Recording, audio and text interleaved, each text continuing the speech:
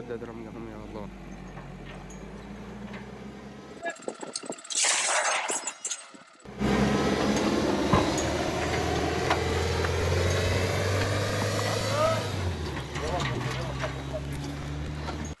Depuis 2011, la violence du régime a noyé dans le sang le mai 68 syrien. En 2013, par son refus d'intervenir, l'Occident laisse le champ libre aux islamistes et ouvre la porte à l'Iran, appuyé par la Russie qui rêve à nouveau d'empire. Mais l'armée libre syrienne résiste encore avec l'appui du peuple. الجيش الحر بيحمل أهداف ديمقراطية وحرية وإسقاط النظام. الجيش الحر يتبنى علم الثورة. خلال 3 أسابيع خرج الشعب مؤيد للجيش الحر بأعلام الثورة بعيداً عن الأعلام السوداء اللي بتحملها النصرة. الأسبوع الماضي حدث خلاف كبير بين النصرة وفصائل الجيش الحر، لأنه فصائل الجيش الحر حمت المظاهرات اللي بتحمل أعلام الثورة. ولما تم اعتقال المتظاهرين، نساء مدينة المعرة في ريف إدلب اعتصموا أمام مقرات جبهة النصرة وقاوموهم لإخراج أبنائهم المعتقلين اللي هن المؤمنين بالثورة بالجيش الحر. Rebelles démocrates et djihadistes de Nosra cohabitent tant bien que mal dans leur lutte contre le régime. Au contraire de Daesh, détesté par les rebelles, 40% من عناصر داعش هم أوروبيين، 1.9 من داعش سوريين. lors des rares confrontations entre Daesh, gouvernementaux et rebelles, Daesh n'a jamais aidé ces derniers, bien au contraire. Du coup, la solidarité avec les victimes européennes de l'État islamique s'impose comme une évidence.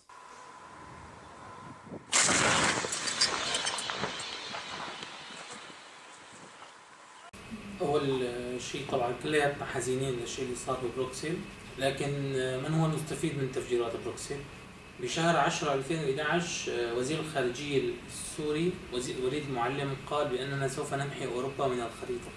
بشهر 11 2011 مفتي النظام أحمد حسون قال بأننا سوف نرسل استشهاديين إلى أوروبا. الأيادي التنفيذية تختلف بين النظام وداعش، لكن النظام هو المستفيد من كل التفجيرات التي تحدث في أوروبا وغير أوروبا، ولا نتمنى أن يحصل في أي دولة ما حصل في سوريا. Le grand moufti de Damas, Hassoun, son nom de famille c'est Hassoun en fait, qui est nommé par le président, il faut savoir qu'il n'y a aucune indépendance du religieux et de la politique en Syrie, il avait promis le chaos et des kamikazes à l'Europe s'il venait à soutenir les révolutionnaires. سينطلق كل واحد من أبنائها وبناتها ليكونوا استشهاديين على أرض أوروبا وفلسطين، وأقولها لكل أوروبا، أقولها لأمريكا، سنعد استشهاديين هم الآن عندكم. إن قصفتم سوريا أو قصفتم لبنان فبعد اليوم العين بالعين والسن بالسن والبادئ أظلم وأنتم من ظلمتموه.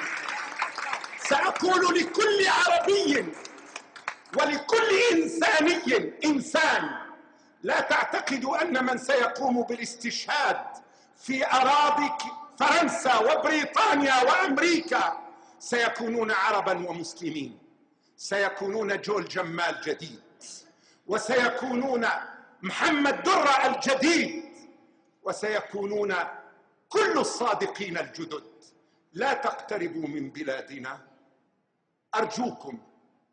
أرجوكم، فبلادنا أرض النور أرادها الله لتشرق على العالم، فمن أرضنا ومن دمشق الأمويين حملنا حضارة ابن رشد التي جعلت أوروبا تستيقظ، ومن بغداد جعلنا الشرق يشرق، فإن أردتم أن تشعلوا النار في أرضنا.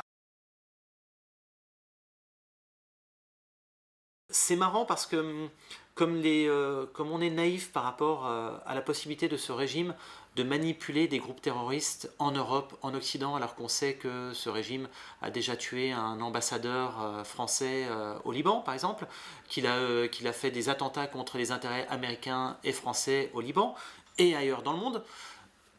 Cette naïveté qu'on a aujourd'hui sur Assad, de dire que ça peut être quelqu'un qui est un rempart à l'extrémisme, alors qu'Assad, c'est quand même ce régime a tué plus d'innocents, je dirais, de toute nationalité, pas que des Syriens, parce qu'il a dans ses geôles, il a tué des Jordaniens, des Libanais, des Palestiniens de l'OLP, des Palestiniens opposants, il a tué toutes ces nationalités, et un médecin britannique pendant la Révolution, un médecin britannique est mort sous la torture quand même dans les geôles d'Assad. Je dirais qu'il a tué plus d'innocents que tous les terroristes de la planète réunis. Et quand même, certains continuent à le parler de ce rempart. Et qu'il a aussi soutenu à son époque Carlos. Voilà. Je dirais que ce régime avec ces réseaux terroristes, le lien n'est plus à prouver. Et ce qui aussi parfois me fait poser des questions, c'est quand je vois les cibles premières des terroristes en Europe, on le voit, c'est l'Allemagne et la France. Deux pays qui sont très avancés sur leur position contre Assad. On peut se demander ces activations de réseaux terroristes, est-ce que l'État islamique ne serait pas aussi infiltré? On sait qu'il est infiltré par Assad. Est-ce que le moment où arrivent ces attentats ne rend pas service à la Russie parfois, à Assad? On peut se poser des questions qui sont légitimes. Ce qui est sûr, c'est que les rebelles et leurs alliés n'avaient aucun intérêt à commettre des attentats en Europe, donc ils espéraient l'aide, et surtout pas en France, qui était leur principal soutien. Dès janvier 2014, un an avant l'attentat de Charlie Hebdo, les rebelles chassent Daesh d'Alep et de la plupart de leur territoire de Syrie. حربنا مع داعش السبب الرئيسي انه اجوا علينا فاتوا كفرونا استحلوا دماءنا استحلوا اموالنا خوارج في كل ما معنى الكلمه لا زادوا على الخوارج يعني مناظر الذبح اللي عم نشوفها للمواطنين العزل وقطع الايدي على تهم فاضيه واهيه هذا طبعا بيحملنا مو بس نقاتلهم يعني بيحملنا انه نحن ما نترك ولا واحد منهم. طبعا هن مارسوا انواع الارهاب بكافيه على الشعب السوري، خطفوا الناشطين ما تركوا ناشط الا ضايقوه او قتلوا عدد منهم واسماء كثيره، قتلوا علماء سوريا، علماء حلب كان لها النصيب الاكبر، مهندسين، اطباء، كلها خطفتهم داعش وقتلتهم. يعني جايين ينشروا الجهل في بلادنا. وين في علم، وين في نابغه في حلب او في سوريا، ولكن حلب كان في تركيز عليها اكثر، كان له نصيب من القتل والتنكيل من داعش والذبح. طبعا هن جايين باسم الدين وهن لا ما يرتبطوا شيء للدين ولا بيمسوا شيء للاسلام. داعش خطر حقيقي على سوريا وعلى العالم كله، والفرض علينا انه نحن نقاتل داعش وغير داعش.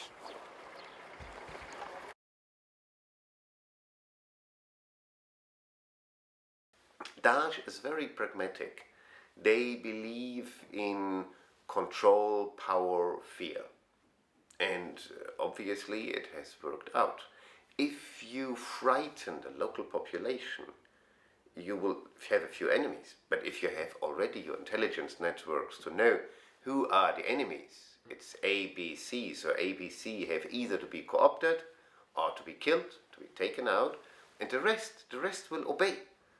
And this explains the enormous speed with which they could take over, conquer large parts of northern Syria and Iraq. Outre leur chef irakien, les Daeshiens viennent d'Europe, des pays arabes, et majoritairement du Caucase russophone. داعش خلقت بعد ما كانت الثورة في طريقها للنجاح بعام 2013 بشهر 4. We heard weird things, how they operate, and it was a miracle to everybody how they can infiltrate and conquer an area which they don't know before. This was not Iraq. And only when we found we received in late 2014 documents an Iraqi military defense intelligence colonel had left behind when he was killed, who was basically the strategist of the infiltration and the military takeover of Syria, Samir Mohammed al-Khalifawi, better known as Haji Bakr. He had drafted in steps how to first get an area which they don't know to be known and then to take it over. And there were no Islamic references in this whole stash of plans, papers. It was purely Ba'athi party intelligence military work.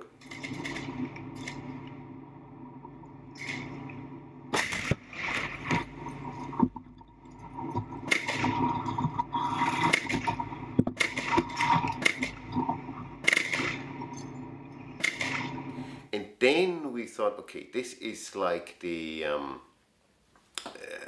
main line to find out more about the officers, the former regime officers in the leadership of Daesh. And it wasn't only Khlefawi. When we found details about the most high-level meetings of IS leaders, Islamic State leaders, with Mohammed al-Jolani, with Abu Khalid al-Suri, the personal envoy of Al-Qaeda in Syria, never was Baghdadi present. It was always a little group of 3-4 ex-Ba'athi intelligence officers, ex-Ba'athi military officers, who had the full procura to decide about everything. They were the real leadership behind Baghdadi, the ones who decided everything, who, according to the plans we found from Khlefawi, who also invented everything, who drafted everything. So it seems that Baghdadi, as well as the whole Islamic propaganda surface, this is the facade and the real leadership, which is perfectly using the Islamic as a tool, is 90%, 95% ex-Ba'athi, ex-military, ex-intelligence from Saddam Hussein's regime, and they were clever people. في منتصف 2012 دخل الجيش الحر إلى مدينة حلب وبدأ تهافت عدد كبير من الصحفيين الغربيين إلى حلب ونقل الصورة كما هي للعالم العربي والغربي. هذا الشيء وضع النظام بموقف حرج لأنه الصحفيين نقلوا صورة القصف والدمار والبراميل اللي عم بيطبها النظام على المدنيين كما هي للعالم. ببداية شهر 5 2013 تم تأسيس تنظيم دولة العراق والشام في سوريا في حلب وبدأ بعدها مسلسل الاختطاف للإعلاميين كان من بينهم جيمس فولي، ستيفن، بيتر، فريق سكاي نيوز عربية، فريق الأورينت، فريق حلب اليوم، مراسل رويترز، مراسل AFP. وكنت أنا ما قبل الأخير أو ما قبل الجروب الأخير كنت أعمل بقناة العربية. هذا الشيء كان سبب لعدم دخول الصحفيين السوريين الغربيين إلى سوريا مما يصب في مصلحة النظام السوري. بالنسبة لداعش وتم اعتقالي كنت مراسل لقناة العربية. تم وضعي بسجن اسمه سجن الصحفيين. كان معنا صحفيين عرب وغرب. كان اسم السجن أبو غريب. كانت ضليت بالمنفردة 50 يوم. كان طول المنفردة 180 وعرض 90. لا يوجد تواليت بالمنفردة. يوجد أنين للماء، واحدة للبول وكيس للبراز. مسموح مرة واحدة للسجين إنه يروح على التواليت باليوم لمدة 3 دقائق مشان يفضي الأناني ويعبي جديد. ضليت نقلت ب 11 سجن، شفت 430 سجين تقريبا. الشيء الملفت للنظر إني ما شفت ولا واحد تابع للنظام. تمنيت تشوف شبيح أو ضابط أو عسكري أو أي شيء يخص النظام السوري. كانت التهمة الموجهة إنه كافر وعميل للغرب. تم إخلاء سبيلي بمبادلة مع فصيل عسكري اسمه تجمع فاستقم كما أمر. La collusion, elle remonte à l'occupation américaine de l'Irak. L'invasion de 2003, à l'époque, George Bush, bien sûr, qui voulait remodeler tout le Moyen-Orient, a fait peur à Assad. Il a fait peur à Assad. Assad, quand il a vu les blindés américains arriver à Bagdad, il s'est dit prochaine cible de Bush, c'est moi. Donc, tout le monde parle de l'alliance qu'il y a eu entre anciens bassistes de Saddam Hussein et des islamistes. La porte de transit de ces islamistes à l'époque, c'était Damas. Le soutien militaire, c'était Damas. L'arrière ou leur base arrière était la Syrie d'Assad à l'époque. Surtout que les services secrets sont allés dans les campagnes syriennes et ont recruté, bien sûr sous couverture d'imams et autres, ont recruté pour les islamistes irakiens des combattants. Donc ils ont fortement manipulé en fait des Syriens à aller se battre. Ils ont ouvert la porte à des Jordaniens, à des Saoudiens pour transiter et aller se battre en Irak. Donc tous ces réseaux étaient maîtrisés par Assad. Theoretically, and for a long time, they were arch enemies. You had Al-Ba'ath, Al-Yamin, it was called in Syria, the rightists, the right-wing Ba'athis in Baghdad, in Iraq, and the other Ba'athis in Syria.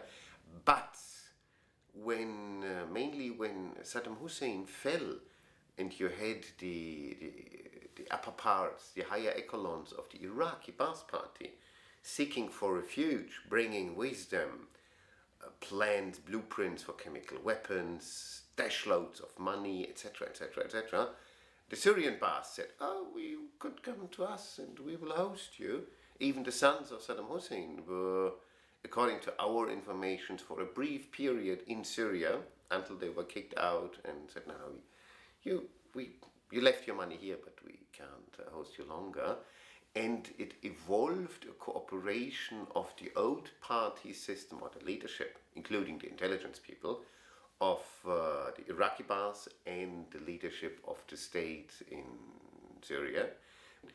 And they had detailed reports about high-ranking meetings between Abu Musab Zarqawi's people, Ba'athis from Iraq, including Khalifawi, the one who wrote these documents you found, and the leadership of the Syrian Ba'ath Party, or the Syrian intelligence services.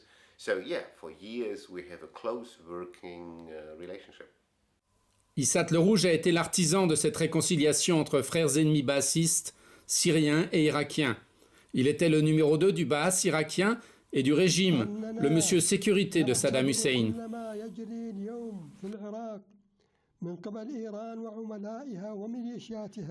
Il faut savoir que Malki, lors de sa première visite à la Maison Blanche, quand il a été Premier ministre de l'Irak était encore sous occupation américaine, s'est plaint du soutien d'Assad aux islamistes irakiens en Irak. Donc, au départ des Américains précipités, quand les Américains ont confié la gestion de l'Irak à l'Iran, Assad a retiré tous ces réseaux-là et les a mis dans la prison de Sednaya pour s'en servir le jour où on en a besoin, dans un autre pays, peut-être, ou en Syrie, comme on le voit actuellement. Donc ces réseaux-là sont les mêmes qu'il a réactivés, qu'il a fait évacuer donc, les 3 chefs des plus grosses brigades islamistes en Syrie de la révolution, le chef de Dahr al-Sham qui a été tué, une des brigades, ils étaient dans la prison de Sednaya tous les 3, ensemble. Donc Assad les a libérés à l'époque en nous expliquant que c'est une amnistie présidentielle en 2011-2012. Voilà, il présentait ça comme un grand geste d'humanité, de générosité, sauf qu'en même temps, tous ceux qui manifestaient pacifiquement, les laïcs, les gens des minorités, eux, ils étaient en prison. Par contre, les islamistes, eux, sont ressortis. Chef militaire de Daesh, ce n'est pas un job de longue durée. N'empêche, la liste des anciens officiers de Saddam qui ont occupé le poste est impressionnante.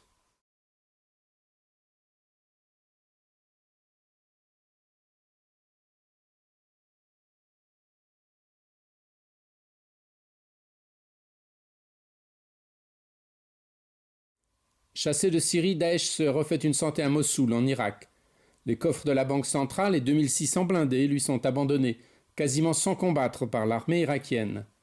Ce qui permet à Daesh de reprendre l'offensive en Syrie, payant ses mercenaires en butin de guerre et en femmes yézidis réduites en esclavage. En fait, on parle surtout d'une certaine infiltration de services de l'armée de l'air syrien et des services iraniens aussi à l'intérieur de Daesh. Comment Daesh est manipulé? En fait, il y a plusieurs événements qui évoquent beaucoup de questions. D'abord, ce qui passe à Palmyre, c'est comme une alternance de pouvoir, passer d'une main à l'autre, sans vraiment un vrai combat. À 2 reprises, Daesh a contrôler Palmyre, mais sans un combat réalité, ni par Assad, ni par Daesh. Moi, j'ai un témoignage direct d'un médecin militaire qui est pro-régime, qui fait son service chez le régime syrien, qui le dit, on s'est retiré, il était en position à Palmyre, il a dit qu'on s'est retiré, on a laissé quelques soldats pour la forme à Palmyre, qui ont été pris par Daesh et exécutés dans le théâtre, voilà, avec la mise en scène qu'on connaît là-dessus. Donc un premier retrait où les armes, pareil, avaient été laissées à l'État islamique. Après, on a eu l'autre mise en scène de Poutine avec son orchestre philharmonique. Donc c'est marrant de voir les mises en scène l'une face à l'autre, comme si en réalité ils s'affrontaient, sauf qu'ils se complètent. Et la deuxième prise de Palmyre, on se demande comment Daesh arrive à circuler si facilement dans le désert syrien, faire 300 km aller-retour. À l'époque, les avions russes étaient trop occupés certainement à bombarder les civils à Alep. Donc l'État islamique a repris récemment Palmyre, a repris des armes aussi. On parle d'armes cette fois anti-aériennes. Ils veulent probablement embêter la coalition à Mossoul. Et encore une fois, ces armes ont été données par le régime syrien et la fois précédente par le régime irakien et ses alliés du Mollah. La plus grosse prise de guerre que l'État islamique a réalisée, c'est à Mossoul, face à l'armée irakienne et aux milices iraniennes qui ont lâché 2800 blindés, je parle en blindés, 2800 blindés qui avaient été livrés par l'armée américaine. Alors là, pour le coup, oui, effectivement, c'est l'armée américaine qui avait fourni ces blindés à l'armée irakienne, contrôlée par les mollahs iraniens, tombés dans les mains de l'État islamique. Et cela, à la période, il faut le savoir, la période où ces armes sont tombées dans les bras de l'État islamique était en pleine guerre contre les rebelles syriens. Et les rebelles syriens avaient pratiquement réussi à chasser l'État islamique de toute la Syrie. À supposer que vraiment, c'est beaucoup de groupes de Daesh est infiltré par le régime Assad et par le régime iranien de Mollah. Pourquoi aussi le régime irakien liquidait tous ses opposants, parce que Malki, c'était sa recette, liquidait tous les opposants qu'il avait dans des prisons secrètes du ministère de l'Intérieur, très bien gardées, sauf que là, les djihadistes les plus dangereux, comme par hasard, arrivent à s'enfuir. 1000 personnes, 1000 djihadistes, en leur ouvrant les portes, pratiquement. Donc, à un moment, il faut dire que c'est des manipulations, qu'on a renforcé l'État islamique à travers ses armements, qu'on a renforcé l'État islamique en laissant fuir 1000 djihadistes de la prison d'Abu Ghraib, que tout cela s'est retourné contre les populations sunnites en Irak et en Syrie à chaque fois, et que grâce à cela, le régime syrien, le régime irakien, les mollahs iraniens mènent une guerre contre tous les sunnites en prétendant lutter contre le terrorisme. Les créateurs de Daesh, les officiers de Daesh, sont d'anciens officiers des services secrets de Saddam. Bien sûr. Qu'il a été créé en étroite collaboration avec les services de l'armée de l'air syrienne. Oui. Est-ce qu'on peut ça a été, aujourd'hui, c'est documenté. On a des quantités d'archives. Bien sûr. Est-ce qu'on peut imaginer que les services de Poutine soient pas au courant de ça? C'est une connerie. Ils sont au courant de tout. Ils sont, vous savez, ils sont les meilleurs enfronteurs. Mais supposition que Poutine, de loin et de près, ou de près est lié avec la création de Daesh, c'est une propagande carrément. Ça ne correspond à rien. I think it's a Soviet model. But what we have is that from defected officers of the state security, of the Air Force intelligence, that the plan to utilize or to invent jihadi groups, to plant the individuals, that this has been ongoing since early 2000, even pre-US invasion, to be used in Lebanon as proxy militias like Fatah al-Islam, who in 2005-06 suddenly emerged and then disappeared again. Used then for making life for the American troops in Iraq unbearable, and in 2011 used again. And sometimes the same people. We follow the biography of individuals who have been active since 2002. The same people were used again to create the jihadi danger. And we didn't find direct Russian involvement in this very long-term planning, but the idea to create a false flag enemy, the idea is deeply entrenched in Soviet intelligence culture, was copy-pasted in the war in Algeria, played out very well, that the worst jihadis were basically planted by Le Pouvoir, by the intelligence services, and was copied again in Syria. And the masters weren't really needed any longer. They themselves have become masters. En même temps, dans un article à la gloire des espions russes, un magazine moscovite racontait en 2003 que 2 semaines avant l'entrée des Américains en Irak, 20 hommes des commandos Aslan, les services spéciaux russes, ont accompagné l'ancien patron du KGB, Evgeny Primakov, à Bagdad. Ils en seraient repartis dans un Ilyushin présidentiel rempli à ras-bord des archives des services secrets de Saddam Hussein. Notamment les fiches personnelles des officiers, dont certains ont depuis créé Daesh. Est-ce que vous avez entendu parler de cette histoire du déménagement des archives des services irakiens par Primakov en 2003 ? Ça, je n'ai pas d'éléments, j'ai entendu parler, mais je ne peux pas ni confirmer ni infirmer ça. Mais c'était publié par la presse russe. C'était publié par la presse russe, mais on n'a pas de confirmation de ça. Mais Primakov, il a eu des rapports très profonds avec Saddam Hussein, tout le monde le sait, et avec les services irakiens, cela va sans dire. Mais de quelle manière ça s'est passé, je ne suis pas au courant. They had good connections, no doubt about that. What we found about the background, the real leadership of the Islamic State is like a slice of the brain. At least there is no direct Russian involvement visible through the documents, the testimonies we have. But that they maintained excellent relations, and you never find documents about Russian intelligence in the files in Iraq or Syria. Sure, they are more careful in cleaning this. Yes, of course. Est-ce qu'il est stupide de penser que les Russes ont compris la leçon de l'Afghanistan, justement, et quelque part peuvent chercher à rendre la monnaie de leur pièce aux Occidentaux? Il y a certains Russes, ils l'auraient pensé, mais ce n'est pas la politique officielle de Poutine. Vous savez, pour les Russes, cette affaire de l'islamisme, c'est une affaire vitale de l'existence de la Russie. Parce qu'ils craignent que si on crée vraiment la déstabilisation, les khalifats de Bukhara à Poitiers, comme ils veulent créer, dans ce cas-là, ça va déstabiliser toute la région et ça va déstabiliser le Caucase. L'existence de la Russie est en jeu. Pour eux ce n'est pas l'enjeu comme ça. Il y a une minorité nationaliste russe, peut-être dans les services, etc., qui pense emmerder les Américains avec ça. Moi, je ne sais pas du tout la politique officielle de maintenant, et en tout cas, il faut combattre ça. Politique officielle ou pas, le travail de sape des islamo-bassistes de Daesh est extrêmement efficace et sert formidablement les intérêts du Kremlin et de ses alliés, en accréditant l'idée que la dictature vaut mieux que le chaos islamiste. Dès qu'une révolte quelque part réclame la démocratie, on leur envoie quelques agitateurs de Daesh pour mettre le souk. Boubacar al-Hakim retient spécialement l'attention. Il n'a que 18 ans lorsqu'il débarque pour la première fois en Syrie, en 2002, en provenance des buts de Chaumont. Empruntant le circuit très fréquenté des prisons syriennes, qui servent de vivier au service secret de l'armée de l'air de Damas, le jeune franco-tunisien va vite prendre du galon. Son jeune frère est tué au combat à Falloujah, mais lui est renvoyé en France par la Syrie, possiblement comme agent dormant. Après un passage par la case prison, où il fait la connaissance des frères Kouachi, il reprend le chemin de Damas, qui le mène en Tunisie et en Libye.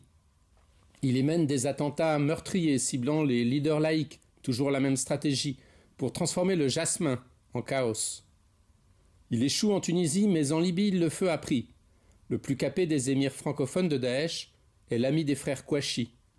Il est très probablement derrière les attentats de Charlie et du Bataclan. Un drone a mis fin à sa carrière à la mi-décembre en Syrie. Daesh sert admirablement la cause de toute l'extrême droite européenne, qui rêve d'une guerre entre l'islam et le christianisme, avec le Kremlin en chef de file. Pourtant, au fond, entre les Tchétchènes voilés de Kadyrov et les Tchadors imposés aux Syriennes par les Mollahs et le Hezbollah, on ne comprend plus très bien quel genre d'islamisme est vraiment l'ennemi de Moscou. Sur le terrain militaire, l'armée russe ménage Daesh. Il n'y a eu ni encerclement à la russe, ni bombardement d'ampleur. aucune vraie bataille. Même les troupes d'élite iraniennes combattent bien plus férocement la LS, qui n'est pas anti-chiite, que Daesh, qui l'est, officiellement. Vu de Moscou, al-Baghdadi, la vitrine de Daesh, pourrait être une alternative aux Wahhabites, comme Kadyrov l'est pour les Tchétchènes. Al-Baghdadi est descendant du prophète, contrairement aux Saoudiens qualifiés d'usurpateurs. Cette nouvelle alliance pétrolière arabo-irano-russe remplacerait le vieux binôme américano-saoudien. Il est là, le grand jeu sous les cartes.